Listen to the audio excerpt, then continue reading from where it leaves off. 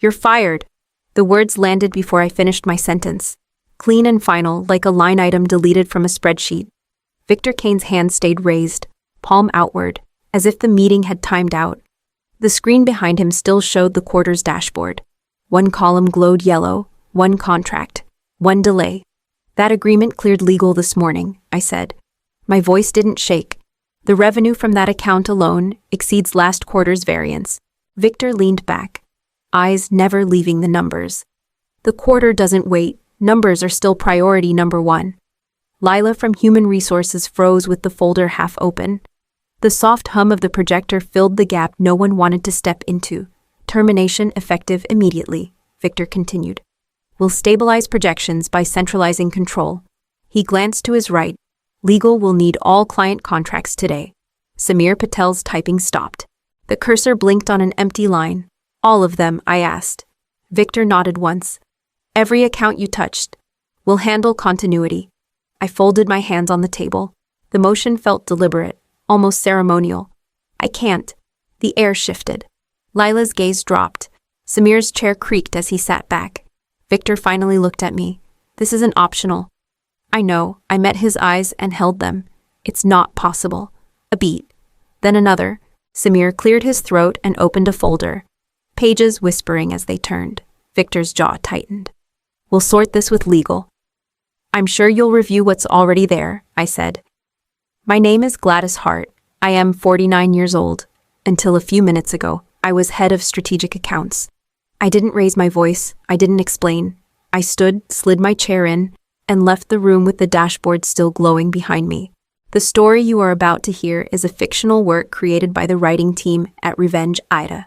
While inspired by real corporate power dynamics and workplace conflicts, all characters, companies, and events are works of fiction. This narrative explores ownership, leverage, and what happens when authority outruns understanding. The elevator doors closed on the conference floor. My phone vibrated once, then again, then a third time.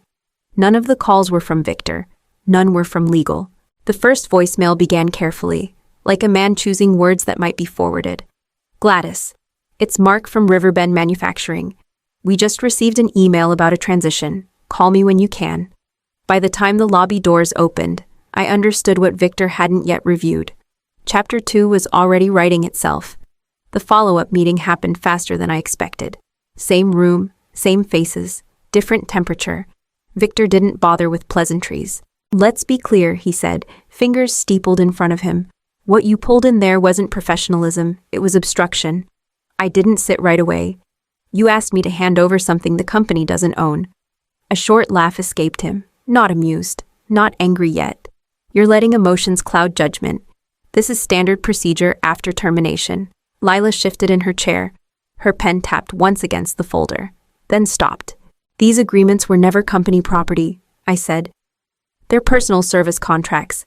The clients engaged me directly. The firm provided administrative support." Victor's chair scraped as he leaned forward. "You worked here. You were paid here.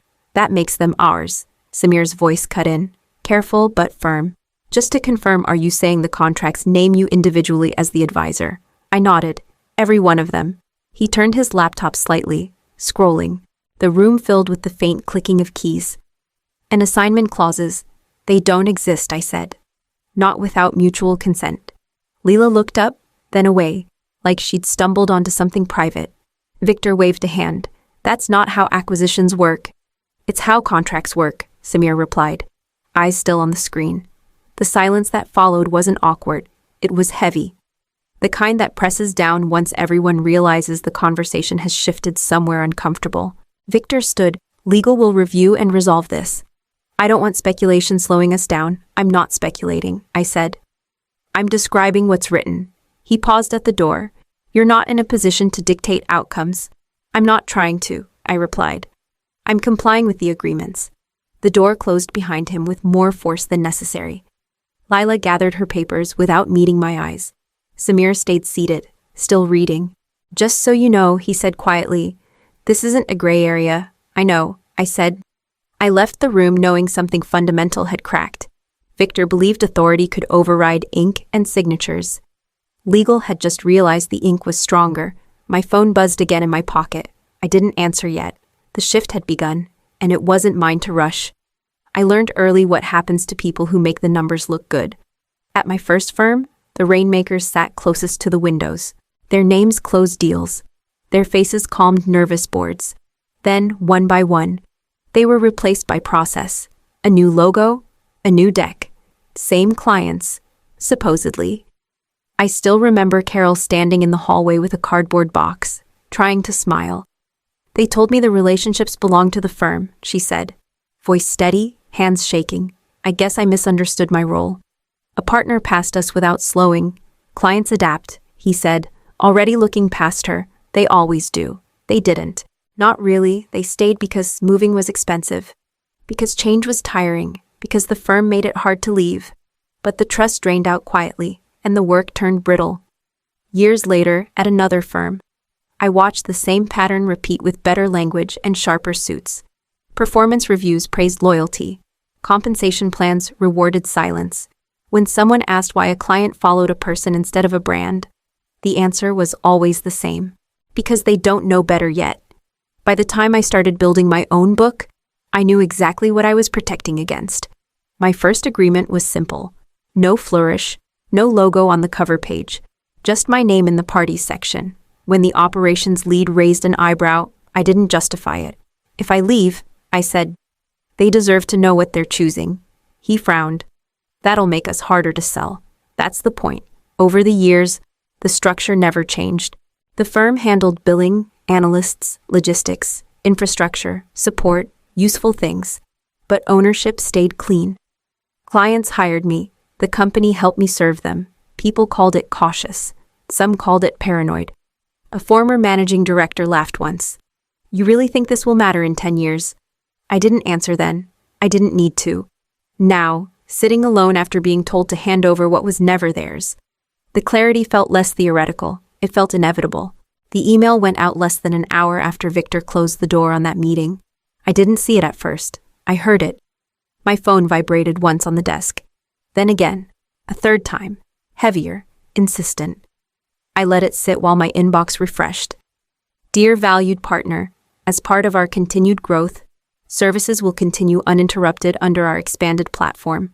Your primary contact will be assigned shortly. My name appeared once, halfway down the page, folded into a sentence that treated me like a completed task, past tense, clean, efficient. Another vibration. I turned the phone face down.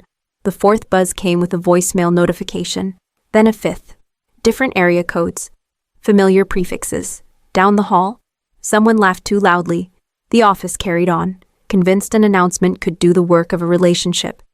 A sixth call slipped through. I answered without greeting. Gladys, the voice said. Careful, professional. Mark Ellis, Riverbend Manufacturing. We had rebuilt their pricing model together after a failed expansion nearly took them under. We just received an email saying you're no longer involved. I'm still here, I said. A pause. Paper shuffling. So the agreement hasn't changed. No. Good, he said. Relief unguarded. Because the email didn't answer a single question that matters. Before I could respond. Another call pushed through. Then another. I ended the first and took the next. This is Elena from North Shore Logistics, the woman said. Legal forwarded the notice. They're asking who actually signs our renewal. I do, I said. That's what I told them. By the time I ended the call, there were 11 missed notifications. No messages from Victor, none from legal. I finally stood and walked past the glass offices. A few heads turned. Someone pretended not to notice. The phone vibrated again. I didn't silence it this time. Gladys, a new voice said. This is Thomas Reed. We need to understand what's real before we respond to anything. Then let's talk, I said. I hung up and let the next call ring through. The company had sent its answer. The clients were asking a different question, and they weren't asking the company. The first call didn't circle the issue. Gladys, Mark Ellis said, skipping greetings. Before we respond to anything, I need one answer. Do we still have a contract with you? Yes, I said. Nothing about our agreement has changed. A breath released on the other end, sharp and unguarded. That's all I needed. He didn't ask about Victor. He didn't ask about the company. Legal will want confirmation, he added. They'll reach out, have them call me, I said. The next call came through before I could set the phone down. Elena from North Shore Logistics. Her tone carried concern, not panic. Our general counsel is reading the transition notice, she said. They're confused about who the counterparty is. It's still me, I said. The firm handled administration. That hasn't changed either, so the services continue, she said slowly. Just without the corporate overlay. That's correct. Good, she said. Because we weren't prepared to start over with people who don't know our margins. By midday, the pattern settled in. No one accused me of causing disruption. No one raised their voice. They forwarded the email Victor had sent, each one marked with the same quiet message. Can you clarify this? A call from Thomas Reed came in next. Manufacturing. Private equity owned. Cautious by nature. We're not taking sides, he said. We just need to know who is accountable if something breaks. You know who fixes it when something breaks, I said. He laughed once. That's what our team said.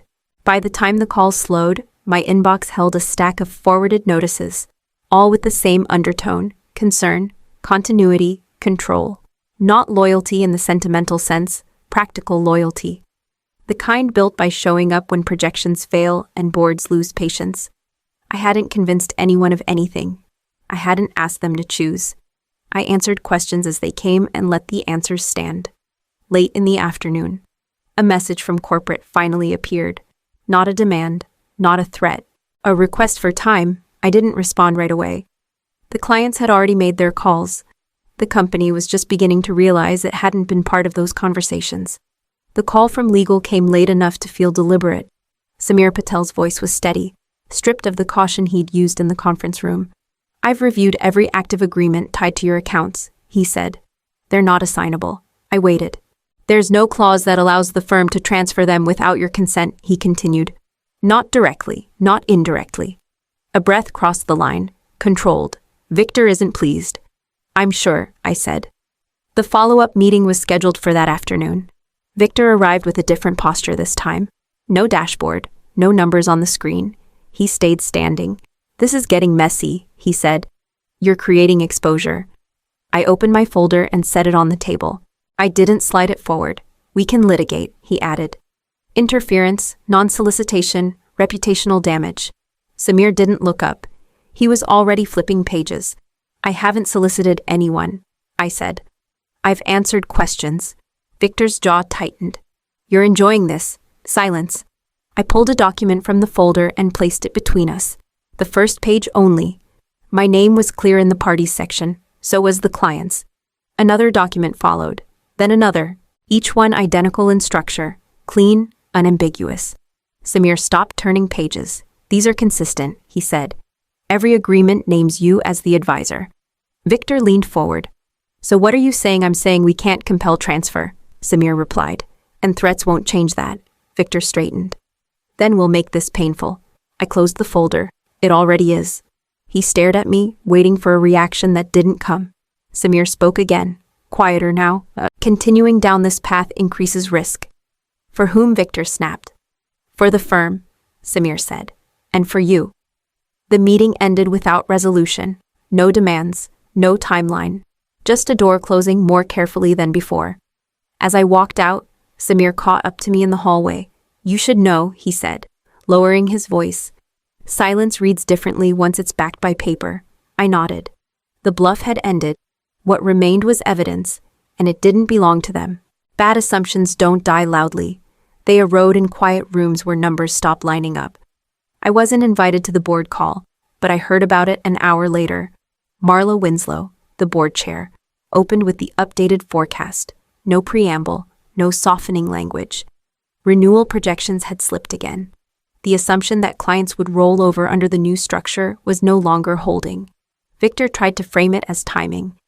Transitions take adjustment, he offered. Clients need reassurance. Marla didn't interrupt. She let him finish. Then she spoke. These projections were built on continuity. Explain why continuity isn't happening. A pause followed, long enough for someone else to shift in their seat. The platform is sound, Victor said. We retained the team, the processes, the brand. Another pause. This one sharper. Marla's voice stayed level. Then why are renewals stalling? Silence moved around the room. Someone cleared their throat. A paper shuffled. Clients are reacting emotionally, Victor said finally. They're attached to individuals. Marla didn't raise her voice. She didn't need to. Were those attachments accounted for in the acquisition model? Victor hesitated. Not long. Just long enough. The contracts were expected to transfer, he said. Expected, Marla repeated. Or confirmed, no one answered. The numbers on the page already had.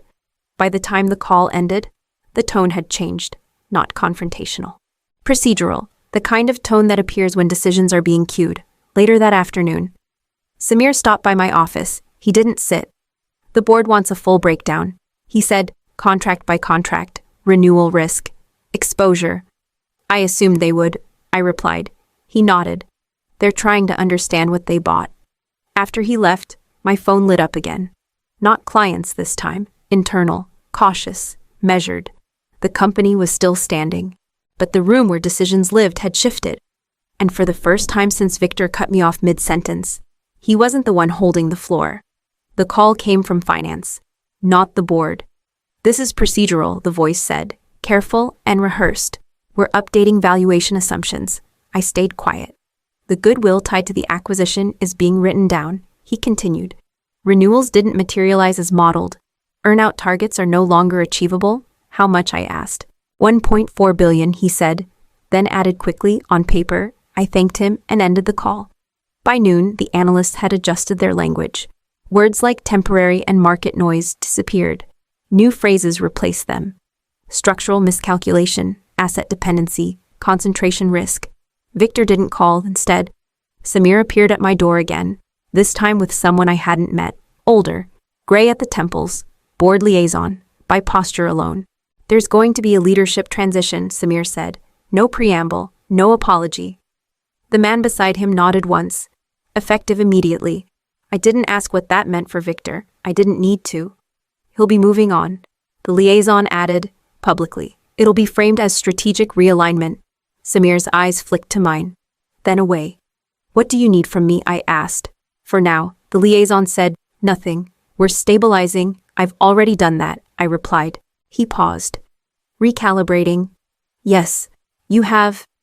That afternoon, Victor's office lights went dark. His name vanished from internal directories before the press draft was finalized. A calendar invite titled Executive Update appeared company-wide, stripped of names. I packed the last of my personal files into a single folder. Nothing proprietary, nothing borrowed. Just copies of agreements I already owned. As the elevators filled with quiet speculation, my phone buzzed again. Mark from Riverbend, Elena from North Shore, Thomas from Manufacturing. I answered each call the same way. Yes, I said. We're continuing, outside. The company was collapsing inward, recalculating what it had mistaken for permanence. Inside my folder, everything that mattered remained intact. Winning didn't feel like noise. It felt like quiet decisions made without witnesses. I formed the new entity in one afternoon.